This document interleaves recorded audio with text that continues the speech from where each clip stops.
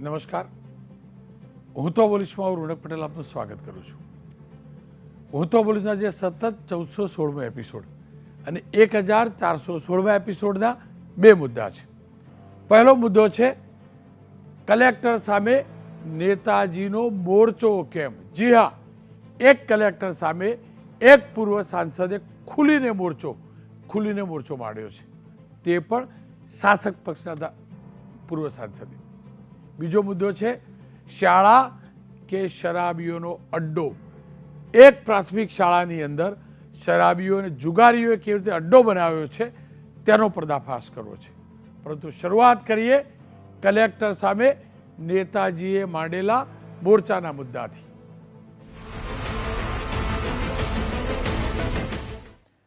સામાન્ય રીતે કોઈ પણ ચૂંટણી પૂરી થાય ત્યારબાદ વિપક્ષ અધિકારીઓ ઉપર આરોપ લગાવે અને તેમને અન્યાય કર્યા હોવાનો, અધિકારીઓ શાસક પક્ષનું રમકડું હોવાનો આરોપ લગાવે ને લગાવતા રહ્યા છે. પરંતુ જ્યારે ચૂંટણીમાં જીત પછી પણ શાસક પક્ષના નેતા અધિકારી અને તે પણ કલેક્ટર સામે ખુલીને આરોપ લગાવે અને એ પણ વિજય સભાની અંદર, ત્યારે ચોક્કસથી એક ગંભીર મુદ્દો બને છે. હું વાત કરું છું ગીર સોમનાથના કલેક્ટર સામે રીતસર ભારતીય જનતા પક્ષના પૂર્વ સાંસદ અને ભાજપના દિગ્ગજ નેતા દિનુભાઈ બોગાભાઈ સોલંકીની. દિનુ બોગા સોલંકીએ જાહેર સભામાં ગીર સોમનાથના કલેક્ટર નામ સાથે, દિગ્વિજયસિંહ જાડેજાના નામ સાથે કલેક્ટરને ખુલ્લો પડકાર ફેંક્યો છે અને આરોપ દુનિયાભરના લગાવ્યા છે અને આરોપ એ પણ લગાવ્યા છે કે કલેક્ટર ભ્રષ્ટ છે. એક પછી એક અલગ અલગ આરોપોની ઝડી વરસાવી. ચોપાટીના કામમાં કરોડ રૂપિયા દંડની સામે કલેક્ટરે 60 લાખ રૂપિયાનો ચાવ કર્યાનો આરોપ લગાવ્યો. રેતી સિમેન્ટની રોયલ્ટીની અંદર પણ 30 કરોડના ભ્રષ્ટાચારનો આરોપ લગાવ્યો. આંગણવાડી યોજનાને સસ્તાના દુકાનદારો પાસેથી ઉઘરાણીનો આરોપ લગાવ્યો. દરિયા કિનારે કોન્ટ્રાક્ટના કામ થતા હોય તેમાં કોન્ટ્રાક્ટરો પાસેથી દર મહિને રૂપિયા લેવાનો આરોપ લગાવ્યો.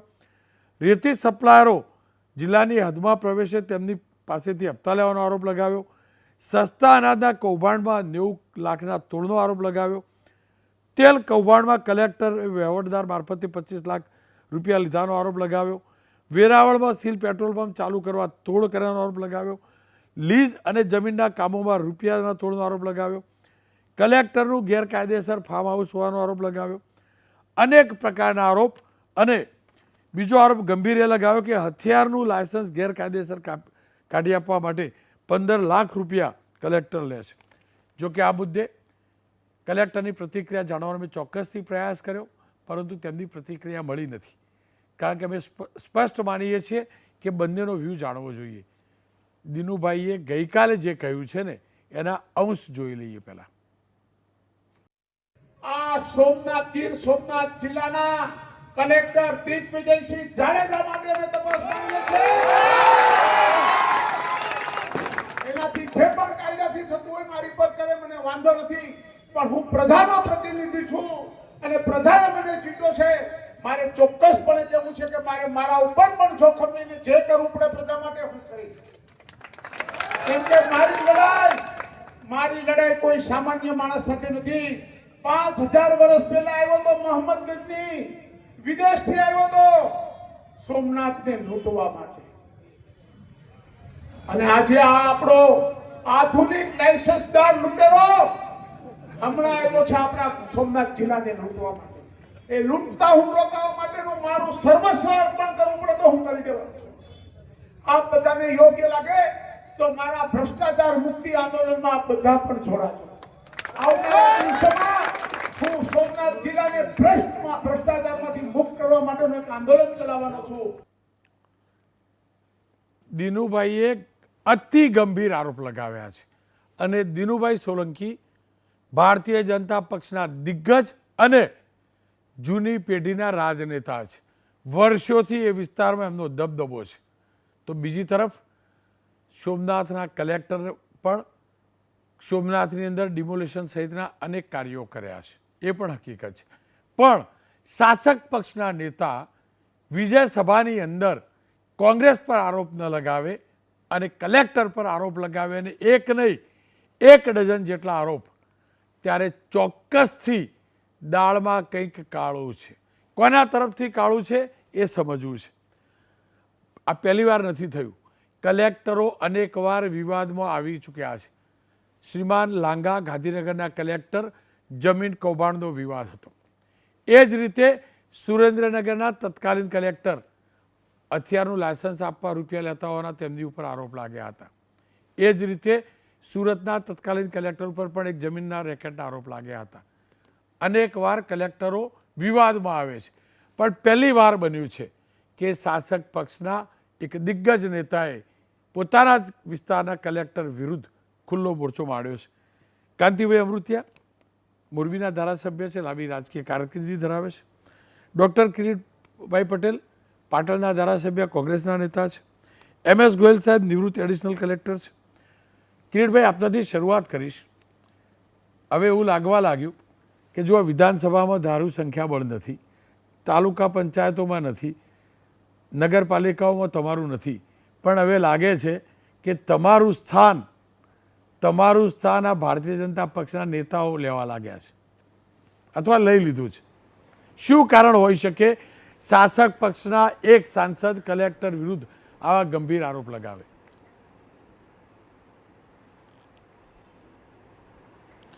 રોનકભાઈ, સૌથી પહેલાં તો આ દિનુભાઈ બોઘા જે 2 વખત ભાજપના સાંસદ રહી ચૂક્યા છે એમને અભિનંદન આપીશ કે ભાજપની અંદર હજુ પણ એવા નેતાઓ બેઠા છે, કાંતિભાઈ અમૃતિયા છે તમારી સાથે.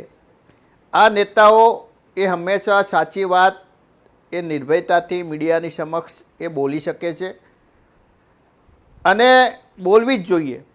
પરંતુ રોનકભાઈ, ઘણીવાર જે આક્ષેપ લગાવ્યા એ કદાચ તપાસનો વિષય એ છે કે આ કલેક્ટર 2 કે 3 વર્ષથી ત્યાં ગીર સોમનાથની અંદર હશે, તો શું કલેક્ટરે આજે 2 દિવસની અંદર હપ્તા લેવાનું શરૂ કર્યું? શરૂઆતથી જો કલેક્ટરે આ હપ્તા લીધા હોય તો દિનુભાઈ બોઘાએ આજે કેમ બોલવું પડ્યું? એટલે કોઈ પણ પાછા એક સિક્કાની 2 બાજુ હોઈ શકે રોનકભાઈ. પરંતુ તમે જાણો છો એ રીતે કે ગુજરાતની અંદર ઉચ્ચ અધિકારીઓ, હું નથી કહેતો કે બધા અધિકારીઓ એ ભ્રષ્ટાચારી છે, ઘણા બધા સંનિષ્ઠ અધિકારીઓ પણ છે, પરંતુ જે લોકો બહુ મોટા ભ્રષ્ટાચારી હોય એ લોકો શરૂઆતની અંદર બહુ દબાવવાનો પ્રયાસ કરતા હોય. લોકોને એમ લાગે કે હું બિન ભ્રષ્ટાચારી છું, ફલાણાનું તોડી નાખું, આમ રસ્તાઓ તોડી નાખું, અને એક દબંગ અધિકારી તરીકેની છાપ પેદા કરતા હોય છે. પણ બીજી બાજુ આ દબંગ બનેલા અધિકારીઓ પણ લોકો પાસેથી કરોડોના નાણાં એ ઉઘરાવતા હોય છે, મોટા મોટા તોડ કરતા હોય છે. અને એના માટે હું સરકારને પણ એટલા માટે જવાબદાર ગણું છું કે હમણાં હું એક રોનકભાઈ રિપોર્ટ વાંચતો હતો, એની અંદર 45 અધિકારીઓ, એ 45 અધિકારીઓની સામે બેનામી મિલકત હોય કે એની તપાસ હોય, એના ભ્રષ્ટાચારની તપાસ હોય, એ તપાસ કરવાના સરકારે કે જે તે વિભાગે આદેશો આપ્યા, પરંતુ સરકાર એની મંજૂરી આપતી નથી તપાસ કરવાની.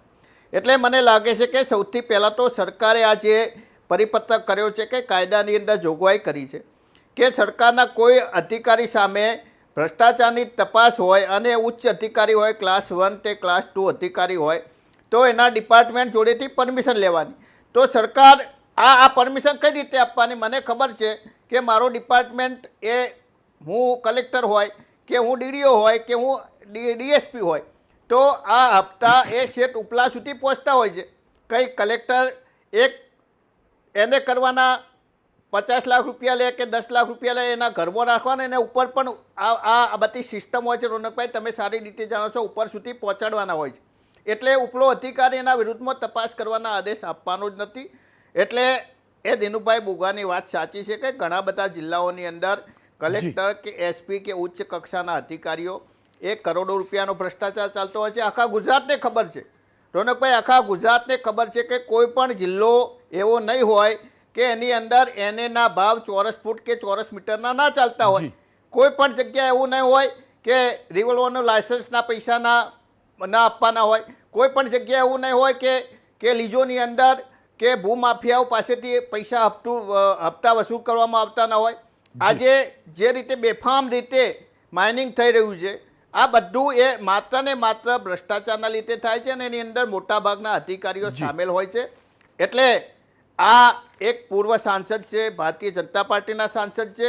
કદાચ અમે કોંગ્રેસના કોઈ નેતા રોનકભાઈ બોલ્યા હોય તો એવું કે આ તો વિરોધ પક્ષના છે એટલે આક્ષેપો કરે છે. પરંતુ જ્યારે ભારતીય જનતા પાર્ટીના આવા ઘણા બધા સાંસદો છે, અગાઉ પણ કેટલાય ધારાસભ્યોએ કેટલા સાંસદોએ સરકારને આ ભ્રષ્ટાચાર બાબતની રજૂઆતો કરેલી છે. સરકારે આ રજૂઆતોની તપાસ કરવી જોઈએ. ખરેખર દિનુભાઈ બોઘાએ જે આક્ષેપ કર્યા છે એની એક નિવૃત્ત જજ, હાઈકોર્ટના જજની તપાસ કરવી જોઈએ. કોઈ એક્ઝિક્યુટિવ ઓફિસર દ્વારા નહીં, એ જ્યુડિશિયલી ઓફિસર દ્વારા જો તપાસ કરવામાં આવે અને એક પણ તટસ્થ એક ન્યાયાધીશ દ્વારા, હાઈકોર્ટના ન્યાયાધીશ દ્વારા તપાસ કરવામાં આવે અને સમય મર્યાદાની અંદર એનો રિપોર્ટ રજૂ કરવામાં આવે તો દૂધનું દૂધ અને પાણીનું પાણી થઈ શકે. પરંતુ આ જે દિનુભાઈ બોઘા જે આક્ષેપો કર્યા છે એની તપાસ સાચી સરકારમાં જો સંનિષ્ઠતા હોય તો તાત્કાલિક આ બાબતે તપાસ કે કમિટી નિમી અને સરકારે આવતીકાલે જાહેરાત કરવી જોઈએ કે આ બાબતે અમે તપાસ કમિટી નિમી છે અને આટલા દિવસની અંદર રિપોર્ટ અમે આપવાના છે. કિરીટભાઈ, જો આ તપાસ બપાસની વાત તમે જાણો, હું જાણતો, આગળની વાત કીધી ને હું નહીં જાણતો, પણ તપાસમાં પહેલાં હેમચંદ્રાચાર્ય યુનિવર્સિટીની તપાસનું શું થયું ને આપણે જાણીએ છીએ. અને કાંતિભાઈ એમને વસતા ના હોય. કાંતિભાઈ, તમારા ચહેરા ઉપરની સ્માઇલ, તમે તો અનુભવી નેતા છો અને કિરીટભાઈ કહી ચૂક્યા છે કે કાંતિભાઈ ચોખ્ખું બોલવાવાળા વ્યક્તિ છે. ચોખ્ખું બોલવાની થોડી ઘણી સજા ભોગવી પણ હશે અને ભોગવવી પણ જોઈએ. પણ મારે એ જ સમજવું છે, શું કારણ નેતા અને અધિકારીઓ વચ્ચેનું કોઓર્ડિનેશન તૂટે છે? શું કારણ એક નેતા અધિકારી ઉપર જાહેરમાં આ પ્રકારના આરોપ લગાવે એવી સ્થિતિ સર્જાય છે?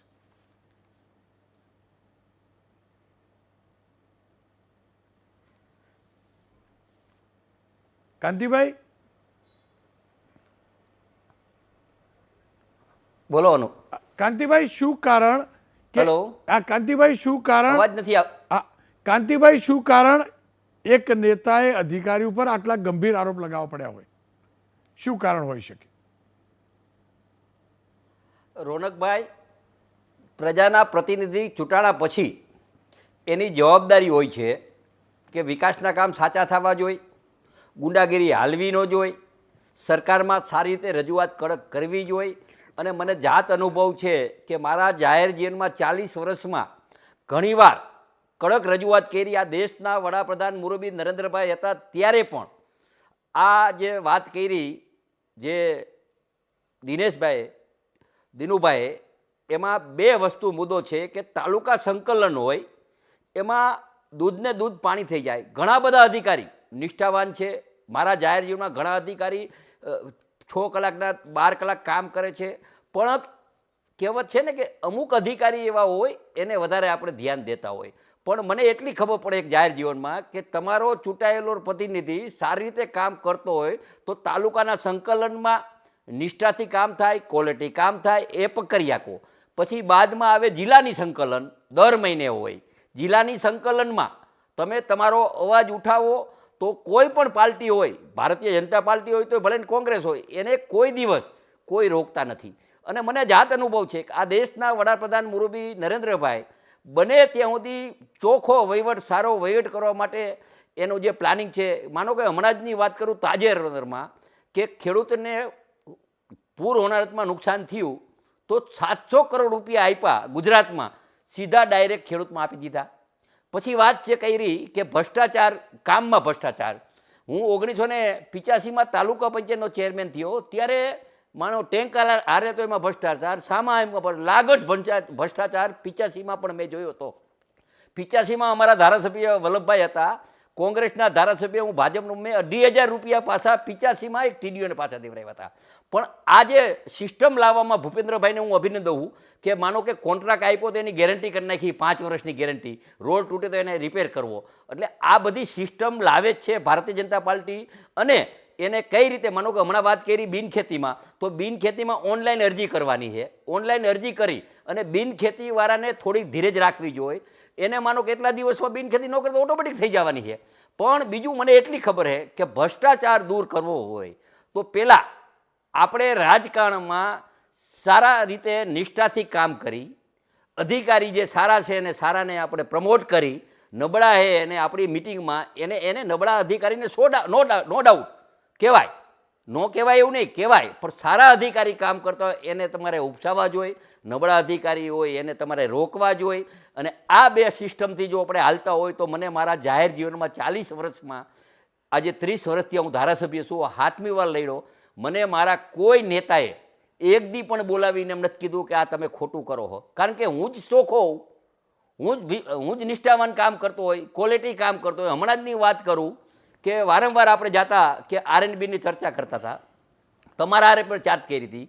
હવે માનો કે R&Bના જે કામ છે એ કામ દેવાના એને ગેરંટી હોય 5 વર્ષમાં, તો દર વરે 6 મહિને મિટિંગમાં લઈને એના પાસે માનો તૂટી ગયો તો રિપેર કરવા જોઈએ. મને એટલી ખબર છે કે જાહેર જીવનમાં તમારો આગેવાન સક્રિય હોય અને નિષ્ઠાવાન હોય તો અધિકારીને કોઈ કરપ્શન કરવું હોય તો બીક લાગે, એ 100%ની વાત છે, નો ડાઉટ.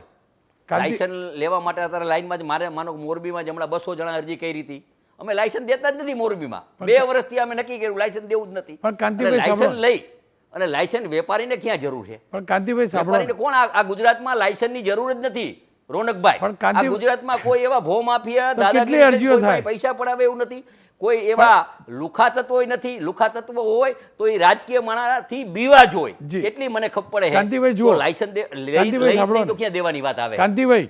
કાંતિભાઈ તમે જે કહ્યું 85માં પેલી લાંચ માગેલી, દુઃખની વાત કહું, તમે નહીં માનો પણ હકીકત કહું, અને એ ભાવ જે ખરા ને કાંતિભાઈ, અડધી મિનિટ, કાંતિભાઈ એ ભાવ ખરા ને સંકલનમાં કાંતિભાઈ સારી રીતે ચર્ચા કરો, કાંતિભાઈ ક્વોલિટી કરો, તમે તમારી નિષ્ઠાથી કામ કરો, સાંભળો કાંતિભાઈ, પ્રજા પણ તમને કાંઈ માટે માનો કે 182 ધારાસભ્ય લડતા હોય, દર વખતે 100 જણાને શું કામ બદલાવવા પડે? બિલકુલ કાંતિભાઈ સાંભળો ને, મને કયો જોઈએ કાંતિભાઈ સાંભળો, તમે જે કહ્યું 85 બદલાવવા પડે નહીં, 85 ના નિષ્ઠાથી તમે કામ કરતો પાર્ટીને નિષ્ઠાથી કાર્ય કરતા. કાંતિભાઈ 85 ના ભ્રષ્ટાચારની વાત કરી ને, આપે 85 ના ભ્રષ્ટાચારની વાત કરી કાંતિભાઈ, વધારવા માટે સરકારની કાંતિભાઈ રોકી શબ્દ વધારવા માટે નિષ્ઠાથી 100% કામ કરવા પડે. કાંતિભાઈ પણ પેલા મીડિયા પેલા તમે તમારી જે ફરજમાં આવે છે કે સંકલન, તાલુકા સંકલન, જિલ્લા સંકલન, એમાં તમે સારી રીતે ચર્ચા કરો. કાંતિભાઈ આપને રોકીશ, કોઈ પણ અધિકારી હોય, ઘણા અધિકારી, મારી ટીમને કહીશ કાંતિભાઈ સાથે અવાજ કદાચ થઈ જતો. કાંતિભાઈએ કહ્યું, પણ હકીકત એ છે કે 85માં જે ભાવ હતો ને એના ચક્રવૃદ્ધિ વ્યાજ સહિતનો ભાવ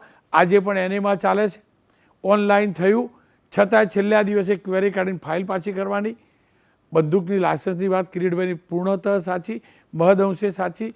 મહદ અંશે એટલે કહું છું કે ઘણા જિલ્લાઓમાં થાય છે, એ હકીકત છે. ખેર, MS ગોયલ સાહેબ મારી સાથે જોડાયા છે. ગોયલ સાહેબ, શું કારણ અધિકારી અને શાસક પક્ષના નેતા વચ્ચે આ પ્રકારે ક્લેશ થવાનો?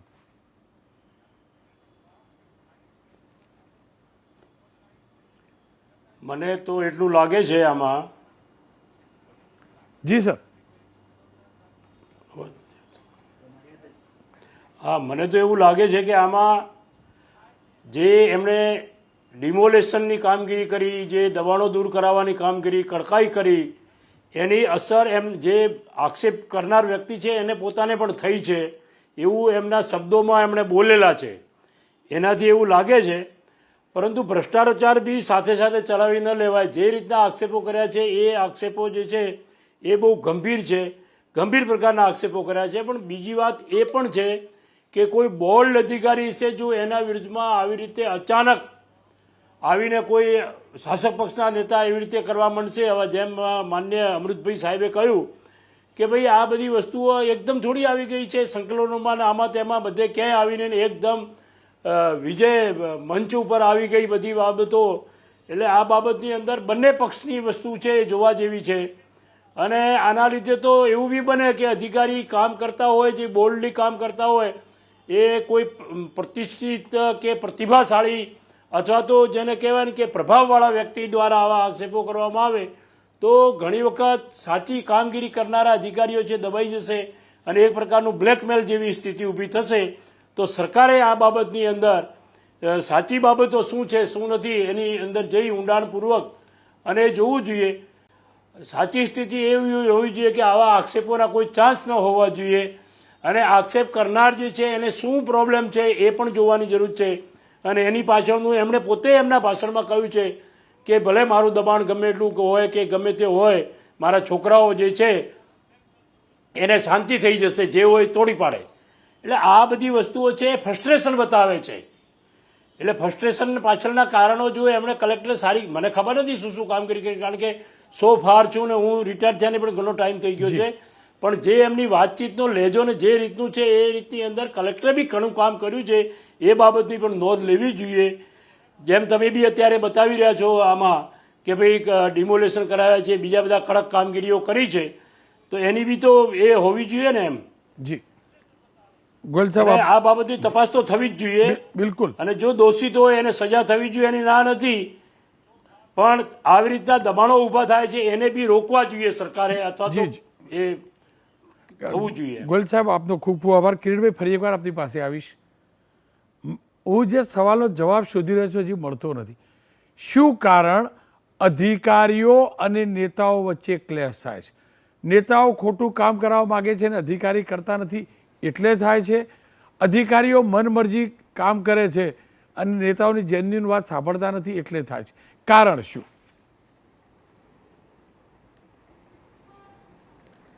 રોનકભાઈ, મેં કહ્યું એમ કે એક સિક્કાની બે બાજુ હોય.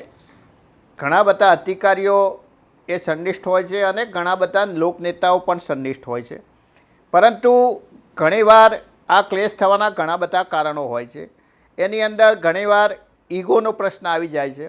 અને તમે જાણો છો કે અત્યારે ભારતીય જનતા પાર્ટીના શાસનની અંદર બ્યુરોક્રેટ્સનું મહત્ત્વ વધી ગયું છે. જાણે સરકારી અધિકારીઓ એ ભારતીય જનતા પાર્ટીના એ કાર્યકરો એ રીતે કામ કરે છે, એટલા માટે ભારતીય જનતા પાર્ટીના ચૂંટાયેલા પ્રતિનિધિઓ કે કાર્યકરોનું મહત્ત્વ રહ્યું નથી. અને એના માટે ઘણીવાર અમે જાહેરમાં કોના નામ સાથે ના કહી શકીએ રોનકભાઈ, પરંતુ અમારી સાથે ભારતીય જનતા પાર્ટીના કે કેટલાક લોકો બેઠા હોય, વારંવાર કહેતા હોય છે કે અમે કોઈ કામ લઈ જઈએ, કોઈ અધિકારીને ઊંચા અવાજે બોલીએ અને ધમકાવીએ તો તરત અમારા ઉપર ફોન આવી જાય. ભલે અમૃતિયા સાહેબ કહેતા હોય કે મારા ઉપર કોઈ ફોન આવ્યો નથી, કદાચ એમના ઉપર નહીં આવ્યો એ બોલ્ડ છે એટલે, પરંતુ મોટા ભાગના ભારતીય જનતા પાર્ટીના ચૂંટાયેલા પ્રતિનિધિઓ ઉપર કંટ્રોલ આવી જાય છે. અને એના માટે આવા કોઈ અધિકારીઓ, કોઈ ચૂંટાયેલા પ્રતિનિધિ જે 10% કદાચ ગણ્યા ગાંઠા 5% હું ભારતીય જનતા પાર્ટીની અંદર કહું છું રોનકભાઈ, કે ચૂંટાયેલા પ્રતિનિધિ પાસે સૌથી વધુ લોકો કામ લઈને જતા હોય છે. કલેક્ટર, એસપી કે ડીએસપી પાસે એમના તમે જુઓ કે બોર્ડ મળેલા હોય છે રોનકભાઈ, કે કલેક્ટરને મળવાનો સમય સોમવારે બપોરે 5 થી 2, અઠવાડિયામાં 1 કે 2 દિવસે મળે, એ જાય તો જે દિવસે મળવાનો ટાઈમ લખ્યો હોય એ દિવસે એ મિટિંગમાં હોય. એટલે સામાન્ય પ્રજા અત્યારે ઉચ્ચ અધિકારીઓને મળી શકતી નથી અને એમના કામો ઘણીવાર મોટા ભાગે એ કામો થતા હોતા નથી ને એના માટે આ લોકો ચૂંટાયેલા પ્રતિનિધિ પાસે જતા હોય અને ચૂંટાયેલા પ્રતિનિધિ જ્યારે લોકોના કામની માંગણી કરતા હોય ત્યારે કામો ના થાય, ત્યારે એમના સાચા કામો ના થાય. એટલે સંનિષ્ઠ જે નેતાઓ હોય, સારા નેતાઓ હોય, એ આવા પ્રશ્નો ઉઠાવતા હોય છે. એટલે નેતાઓની, ચૂંટાયેલા પ્રતિનિધિની વાત પણ ખરેખર સાચી હોય છે. કાંતિભાઈ, એકદમ અંતમાં નાની કોમેન્ટ જોઈએ. જો તમે જાણો ને હું જાણું, બહુ ઓછા કિરીટભાઈ છે, બહુ ઓછા કાંતિભાઈ છે. આ એકદમ રિયાલિટી, એકદમ રિયાલિટી.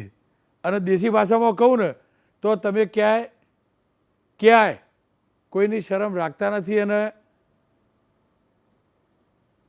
મોફાટ બોલવાવાળા લોકો છો, એટલે કદાચ તમારા કામ થઈ જતા હશે.